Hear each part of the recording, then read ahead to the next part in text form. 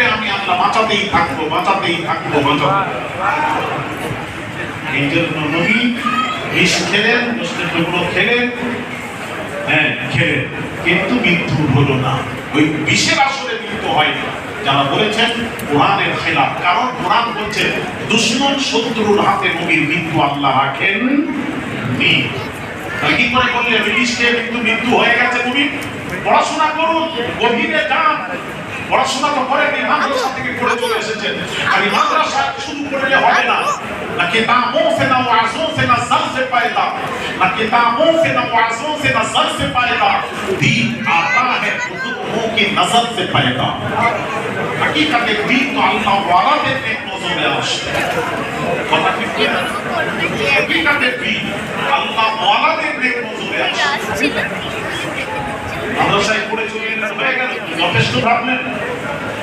ভাই আমার বাবাজিরা, অনেক কথা আছে, অনেক কথা আছে। এখানে শহরে এসেছি আমি, এখানে তো পারমিশনের ব্যাপার আছে, প্রশাসন আছে, সবটাই লক্ষ্য করতে হবে, তাই না?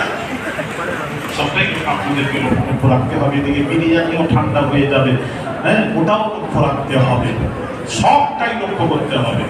মসজিদটাকে লক্ষ্য করতে হবে। তারা যে মসজিদ আমাদেরকে পারমিশন দিয়েছেন, এটাই সবচেয়ে বড় আমি শুকরিয়া জ্ঞাপন করি। তারা যে মসজিদে আমাদেরকে সুযোগ করে দিয়েছে, ঠিক কিনা জোরে বলেন?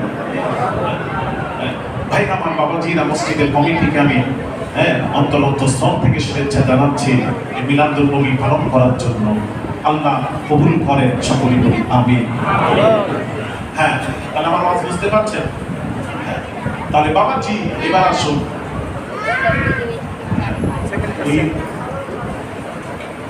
মৃত্যু এবার রাসূল পাক সাল্লাল্লাহু আলাইহি ওয়াসাল্লাম, রাসূল পাক সাল্লাল্লাহু আলাইহি ওয়াসাল্লাম যে ওহদের যে কথা বলছিলাম, ওহদের যুদ্ধে এমন ভাবে দুইটা আঘাত করা হলো, নবীজি বেহুশ হয়ে পড়ে গেলেন। চতুর্দিকে সংবাদ ছড়িয়ে পড়লো নবী নেই, নবী শহীদ হয়ে গেছে, দুশমনেরা নবীকে শহীদ করে দিয়েছে। আনসারী মহিলা পাগলের ন্যায় বাড়ি থেকে নবীর মোহাব্বতে দৌড়চ্ছেন। যেই শুনেছেন নবীজি শহীদ হয়েছে, পাগলের ন্যায় দৌড়তে দৌড়তে ময়দানের দিকে দৌড়চ্ছে। প্রতিমধ্যে একজনের সাথে সাক্ষাৎ। বুড়িমা চান কোথায় যাই? ওহদের ময়দানে। এর কোনো লাভ হবে না, তার কারণ হলো আপনার স্বামী যুদ্ধের ময়দানে শহীদ হয়ে গেছে। বুড়ি বলে কে শহীদ হয়েছে শুনতে চাইনি, তাড়াতাড়ি বলো রাহমাতুল লিল আলামিন হুজুর কেমন আছে? আবার নবীজি দৌড়চ্ছেন, বুড়ি দৌড়চ্ছেন, আবার দৌড়তে দৌড়তে প্রতিমধ্যে একজনের সাথে সাক্ষাৎ। বুড়িমা চান কোথায় যাই? ওহদের ময়দানে। কে কোনো লাভ হবে না, আপনার দুইটি সন্তান যুদ্ধের ময়দানে শহীদ হয়ে গেছে। বুড়ি বলছে কে শহীদ হয়েছে শুনতে চাইনি। ওই জায়গায় আমি আপনি হলে, ওই জায়গায় আমি আপনি হলে তাড়াতাড়ি বাবাজি ছেলের মৃত্যুর সংবাদ শুনে ছেলের কাছে চলে যেতাম, সব কিছু ছেড়ে। কিন্তু বুড়িমা বলছেন আমার ছেলের কথা বাদ দাও, তুমি আলামিনকে জীবিত অবস্থায় দেখতে পেয়ে। আর চতুর্পাশে ছড়িয়ে পড়লো নবীজি নেই, নবী শহীদ হয়ে গেছে। আর শহীদ হবেন না তো? আল্লাহ ওয়াদা, আল্লাহু ইয়াসিমুকা মিনান নাস। কুরআন আল্লাহ পাক বলছেন দুশমন শত্রুর হাতে আমার, আল্লাহ বলছেন আমার হাবিব বন্ধু আমার রাসূলের মৃত্যু আমি আল্লাহ রাখিনি। তারা আঘাত করবে নবীকে, এটা ঠিক, আঘাত করবে, কিন্তু আমি আল্লাহ আমার হাবিবকে বাঁচিয়ে নেব। ওদের ময়দানে যেভাবে আঘাত করেছে অন্য কেউ হলে শহীদ হয়ে যেত, কিন্তু নবীজি কি বুড়ি গিয়ে দেখলো জীবিত অবস্থায় দেখতে পেয়ে, বুড়ি জীবিত অবস্থায় দেখতে পেয়ে চোখের পানি ছেড়ে কাঁদে আর বলে ইয়া রাসূলুল্লাহ ইয়া হাবিবাল্লাহ হুজুর, দুইটি সন্তান মরা শোক, স্বামী মরা শোক, আপনার চেহারা দেখার সাথে সাথে সমস্ত শোক দিল থেকে মুছে সাফ হয়ে গেল। ইয়া রাসূলুল্লাহ ইয়া হাবিবাল্লাহ হুজুর, আপনি যে বেঁচে আছেন আমার পৃথিবীর মানুষের জন্য সৌভাগ্য। সুবহানাল্লাহ। রাসূলকে বেশি ভালোবাসতে হবে, বিবির চেয়েও বেশি ভালোবাসতে হবে। উহুদের যুদ্ধে বিয়ে হয়েছে হানজালা, রাসূলের সাহাবী হানজালা রাদিয়াল্লাহু তাআলা আনহু বিয়ে হয় হানজালা। ওই রাত্রিতে বাসর সজ্জা, চিন্তা করেছেন কোন সময় ওই রাত্রিতে করে পাকমা ডাকলেও কোনো দরজা করবে না।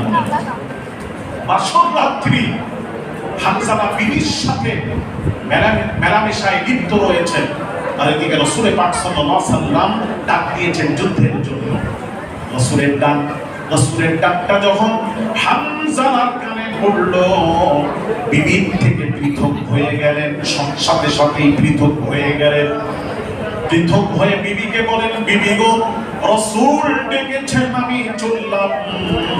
তখন বিবি কেমন বিবি ছিল ওই জায়গায়, আমাদের বিবি হলে রাখবো সব বছর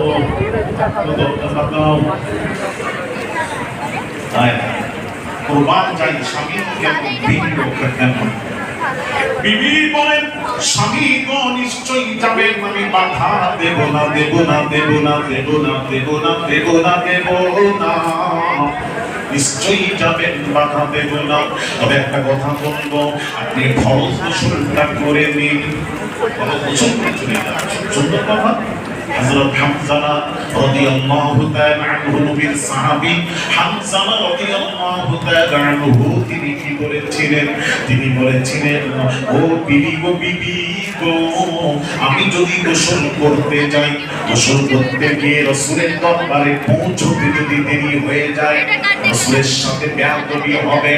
আল্লাহ কোরআনে বলেছেন, আল্লাহু আমালুকুম ওয়া আনতুম লা তাশউরুন। আল্লাহ পাক বলেন, আমার নবীর সাথে যদি কেউ বেয়াদবি করে, তাদের সব আমল বরবাদ করে দেওয়া হবে। আমল বরবাদের অর্থ হলো যার ঈমান থাকে না, তার আমল বরবাদ হয়ে যায়। ওয়া আনতুম লা তাশউরুন, কিয়ামতের দিন সে টেরও পাবে না, বুঝতেও পারবে না আমাদের আমল কিভাবে শেষ হয়ে গেল। নবীর সাথে বেয়াদবি করবে না, ঈমান থাকবে, ঈমানের ব্যাপার। কারণ নবীর উপর ঈমান এনেছি, আর নবীর উপর ঈমান এনে যদি নবীর সাথে বেয়াদবি করে, আল্লাহ পাক রাসূল যদি তোমাদের ডাকেন, তার ডাকে সাড়া দাও, তার ডাকে সাড়া দাও। আল্লাহ পাক রাসূল ডাকলে তার ডাকে সাড়া দাও, সাড়া দাও, সাড়া দাও। যে অবস্থায় থাকো না কেন সাড়া দাও। সুতরাং বাবাজি, আল্লাহ সরাসরি বান্দাদের ডাকবেন না, ডাকবেন না, ডাকবেন না, রাসূল ডাকবেন। আর রাসূলের ডাক হবে আল্লাহর ডাক। রাসূলের ডাক আল্লাহ পাকের ডাক। সুতরাং বিবি বললেন, আর গোসল করবো না, রওনা দিলাম। গোসল ফরজ গোসল বাদ দিয়ে যুদ্ধের ময়দানে ওই গিয়ে শহীদ হয়ে গেলেন। ৭০ জন বড় বড় সাহাবীরা শহীদ হয়েছেন। এমন সময় বাবাজি, দয়ার নবী রাহমাতুল লিল আলামিন হামজালার লাশ খুঁজে পাচ্ছেন না, কোথায় হামজালা? উপর দিকে তাকিয়ে দেখেন হামজালা যখন শহীদ হলো, নবীর সাহাবী, নবীর মুহাব্বতে জীবন দিল, তাকে সারা দিয়ে জীবন দিয়েছে। আল্লাহ পাক ফেরেশতাদেরকে ডেকে বলেন, ফেরেশতাদের আমার হামজালাকে চাঁদির তক্তার উপর শুইয়ে রেখে আসমানে নিয়ে এসে তোমরা আমার নবীর আশিক পাগল দিওয়ানাকে তোমরা ফরজ গোসল রহমতের পানি দিয়ে